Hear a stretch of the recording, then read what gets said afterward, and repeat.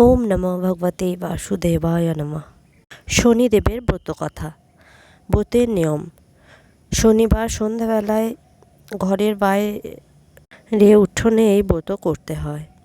এতে সত্যনারায়ণ পুজোর মতো সিন্নি দেওয়া হয়। সারাদিন উপবাসী থাকে। সন্ধ্যায় শনিদেবের পুজোর শেষে ব্রতকথা শুনে নির্মাল্য প্রসাদ গ্রহণ করবেন। ব্রতের ফল: এই ব্রত করলে শনিদেব সুপ্রসন্ন হন। সংসারে আপদ বিপদ দুঃখ কষ্ট দূর হয়ে সংসার শান্তিময় হয়। শনিদেবের কৃপায় সর্বপ্রকার গ্রহদোষ কেটে যায়। ব্রতকথা: শ্রীহরি নামেতে এক ছিল যে ব্রাহ্মণ, নিত্য ভিক্ষা করে উদর পূরণ।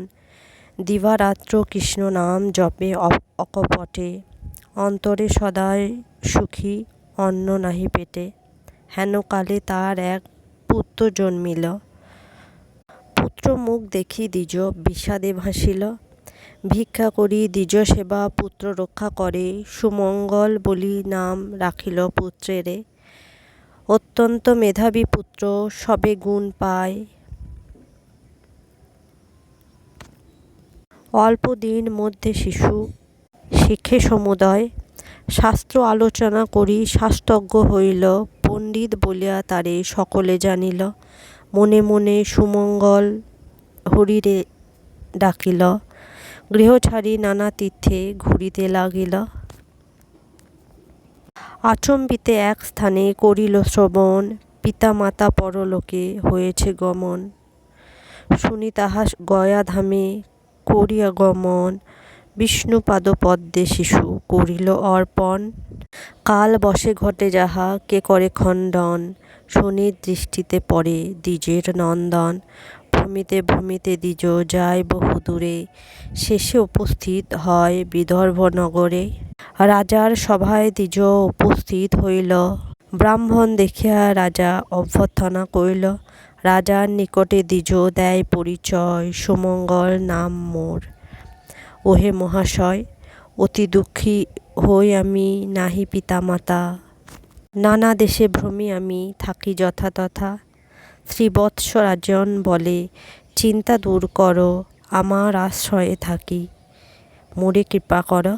শাস্ত্রজ্ঞ পণ্ডিত তুমি, বুঝি অনুমানে, শাস্ত্র পাঠে তুষ্ট কর সভাসদগণে। দুই পুত্র আছে মোর, শোনো হে ব্রাহ্মণ, পড়াইব তব কাছে করিয়াছি মন। রাজার বাক্যেতে দ্বিজ সন্তুষ্ট হইল, রাজার আশ্রয়ে বাস করিতে লাগিল। দুই রাজপুত্রে দ্বিজ অতি যত্ন করি, নিত্য পড়ায় দ্বিজ রাজার কুমারে।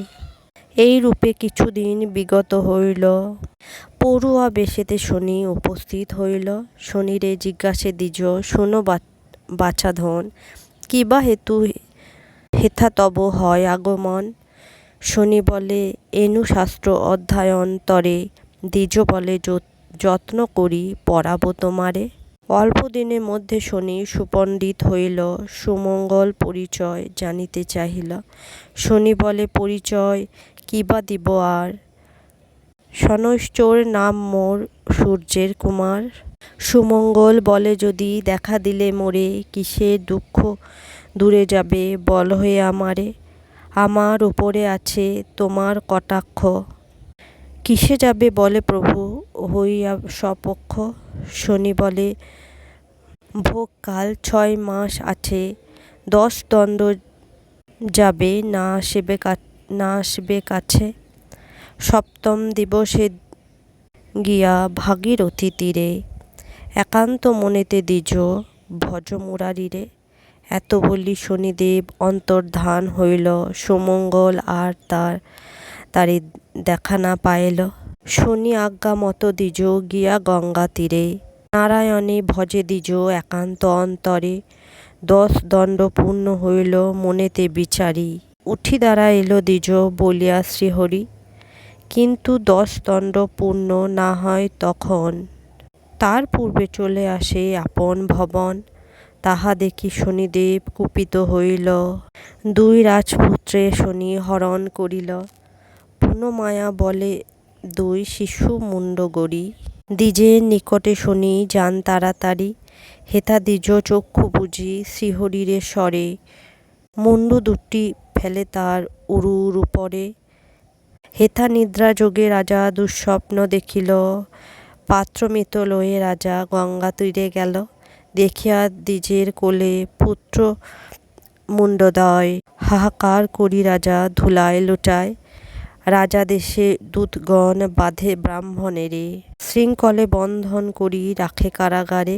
কারাগারে বসি দ্বিজ কাঁদিতে লাগিল, বিপদ হন্তা মধুসূদনে সরিতে লাগিল।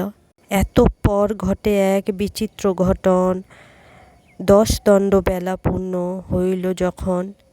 শোকেতে কাতর রাজা ছিলেন যেখানে, হেনকালে 2 পুত্র আসিল সেখানে। রাজা বলে কোথা ছিলে হৃদয়ের ধন, শয্যা পড়েছিনু পিতা করিয়া শয়ন।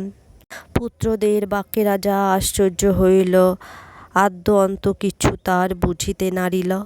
ব্রাহ্মণের কথা এবে পড়ে গেল মনে, না বুঝিয়া কত কষ্ট দিনু সেই ব্রাহ্মণে। রাজা দেশে দূত গিয়া আনিল বিপ্ররে, জীর্ণ শীর্ণ কলবর কাঁদেন কাতরে। বিনয় বচনে রাজা করে তার স্তুতি, সব অপরাধ ক্ষমা কর মহামতি। কৃপা করি কর মোর সন্দেহ ভজন, তব ক্রোড়ে কার মুণ্ড করেছি দর্শন। দ্বিজ বলে মহারাজ কিছুই না জানি, শনি কোপে কষ্ট পায় এই মাত্র মানি। রাজা বলে যদি পায় শনি দর্শন, ষোড়শ প্রচারে তার করিব পূজন। নৃপবাক্যে শুনি দ্বিজ করিল গমন, শনির নিকটে সব করে নিবেদন। শুনিয়া সকল কথা শনিদেব এল, শনিদেবে দেখি রাজা প্রণাম করিল। রাজা বলে যদি প্রভু এলে কৃপা কর, রাজা বলে যদি প্রভু এলে কৃপা করে, পূজার বিধান তব বল প্রভু মোরে।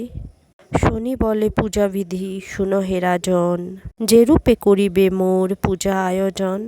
শুদ্ধভাবে শুদ্ধ মনে আমার বাড়িতে, করিবে আমার পূজা একান্ত মনেতে। নীল বস্ত্র কৃষ্ণ তিল আর তৈল দিবে, মাসকলায় আর মোষ সংগ্রহ করিবে।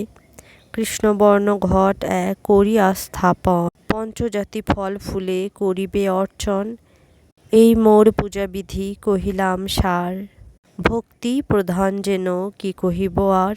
পূজা শেষে ভক্তি ভরে করিবে প্রণাম, নবগ্রহ স্তোত্র পাঠে লইবেক নাম। আমার প্রসাদ খাবে করিয়া যতন, সর্বপাপ দূরে যাবে আমার বচন। অভক্তি করিয়া যেবা প্রসাদ খাইবে, অল্প দিনে সমনের ভবনে সে যাবে। আমার পূজায় যেবা করে অনাদর, চিরকাল দুঃখ পেয়ে হইবে কাতর। এত বলি শনিদেব হন অদর্শন, ভক্তি ভরে করে রাজা শনির পূজন।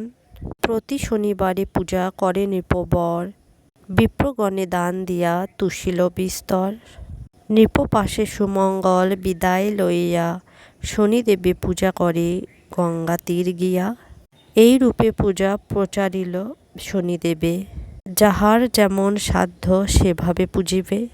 শনির মাহাত্ম্য এত কে বর্ণিতে পারে, কিঞ্চিৎ রচিত হইল শনিদেবের বরে।